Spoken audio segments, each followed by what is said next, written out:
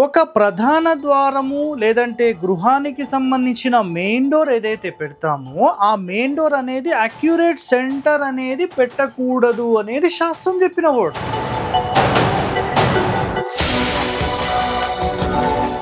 గృహాలకు మధ్య ద్వారం అంటే మానవ గృహాలకు మధ్య ద్వారం అనేది 100% రాంగ్ అది. ఎందుకంటే అక్యురేట్ సెంటర్ అనేది కేవలం ఇందులో స్టేట్మెంట్ ప్రకారము దేవాలయాలకు పబ్లిక్ బిల్డింగ్స్కి మాత్రమే పెట్టాలి.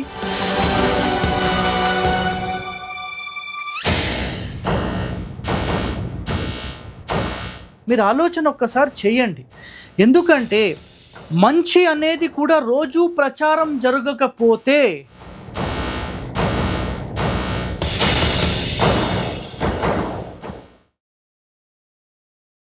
ప్రేక్షకులందరికీ నమస్కారం అండి.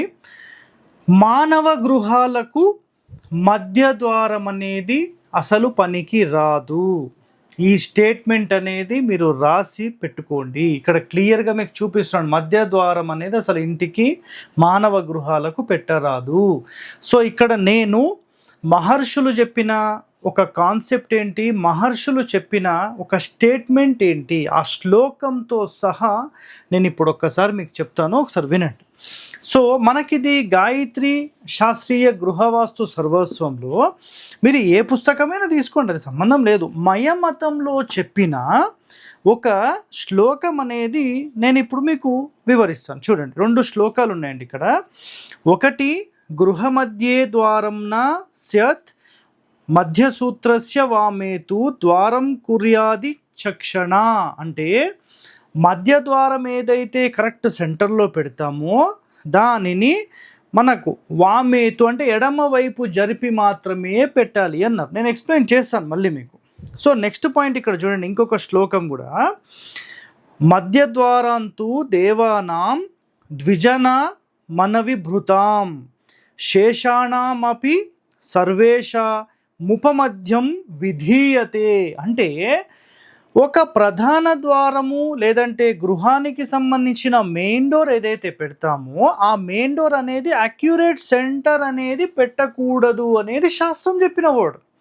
ఇక్కడ ఏంటంటే ఇక్కడ గుర్తుపెట్టుకోండి, ఇంటి మొత్తానికి సంబంధించిన వెడల్పు అంటే డోర్ ఇక్కడ పెడుతున్నాం అనుకోండి, ఇది దక్షిణం అండి. సో ఇక్కడ డైరెక్షన్ చెప్తాను, తూర్పు, దక్షిణము, పడమర, ఉత్తరం. ఓకేనా, 4 డైరెక్షన్స్ చెప్పాను.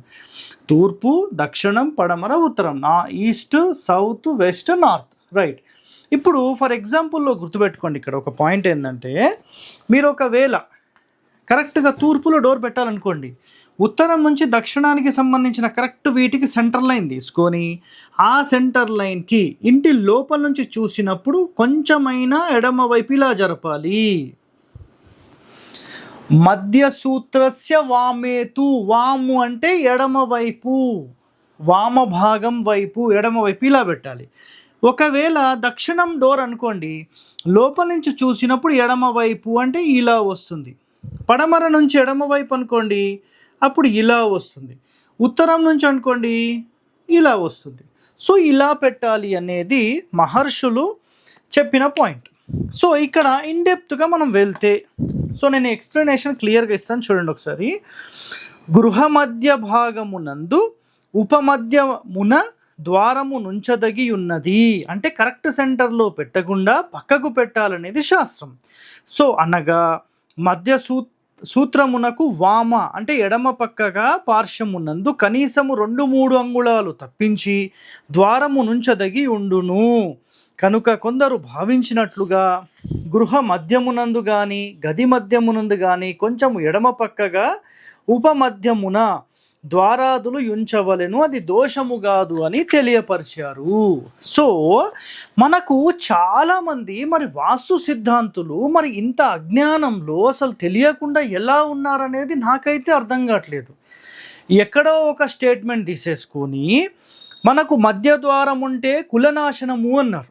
వాటికి సంబంధించి కూడా నేను ఎపిసోడ్ చేస్తాను మీ అందరి కోసం. సో ఇక్కడ చూడండి ఒక మాట, గృహాలకు మధ్య ద్వారం అంటే మానవ గృహాలకు మధ్య ద్వారం అనేది 100% రాంగ్ అది. ఎందుకంటే అక్యురేట్ సెంటర్ అనేది కేవలం ఇందులో స్టేట్మెంట్ ప్రకారము దేవాలయాలకు పబ్లిక్ బిల్డింగ్స్కి మాత్రమే పెట్టాలి. మరి ఇంత చదువు లేని అజ్ఞానులు చాలామంది దుష్ప్రచారం చేస్తుంటే మరి ఈ రహస్యాలు తెలిసిన వారు కూడా నోరు మూసుకొని కూర్చుంటే ఎలా? మీరు ఆలోచన ఒక్కసారి చేయండి.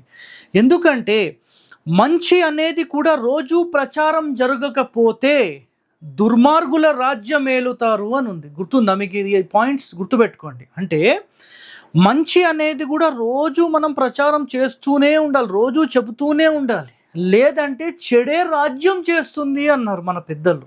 సో ఇక్కడ ఏమవుతుందంటే ఒరిజినల్ శాస్త్రాలకు సంబంధించిన ఆ రహస్యాలను మనం ఏదైతే తీసుకొని వస్తున్నామో, మరి మధ్య ద్వారాల వాళ్ళందరూ మధ్య ద్వారం పెడితే బాగుంటుంది అన్న ప్రతి ఒక్కరు నోరు మూసుకొని ఎందుకు కూర్చున్నారో అర్థం కావట్లేదు. మీరు అర్థం చేసుకోండి. ఇక్కడ ఇంతవరకు మధ్య ద్వారం గురించి కొంతమంది యూట్యూబ్ ఛానల్ వాళ్ళు ఆల్రెడీ మాట్లాడుతున్నారు. మరి వీటి కాన్సెప్ట్ అనేది మాట్లాడాలి కదా. కొంతమంది దుష్ప్రచారం చేస్తున్నారు. మధ్య ద్వారమే పెట్టొద్దు, కులనాశనం జరుగుతుంది, సర్వనాశనం జరుగుతుంది. మరి మహర్షులు అలా చెప్పారు అన్నారు. అదే మహర్షులు మరి ఈ పాయింట్ చెప్పినప్పుడు అది చెడదరం చేతగాలేదా మీ అందరికీ? మీరు అర్థం చేసుకోండి ఒకసారి. సో ఇక్కడ కండిషన్ ఏంటనేది మీరు తెలుసుకోవాలండి. ఇది తెలియకపోతే ఎవరేం చేయగలుగుతారు ఆలోచన చేయండి. సో ఇలాంటి వాస్తు రహస్యాలు మీరు తెలుసుకోవాలంటే మన ఛానల్ని వెంటనే సబ్స్క్రైబ్ చేయండి, లైక్ చేయండి, గంట బొమ్మను కూడా యాక్టివేట్ చేయండి. ధన్యవాదాలండి. Thank you.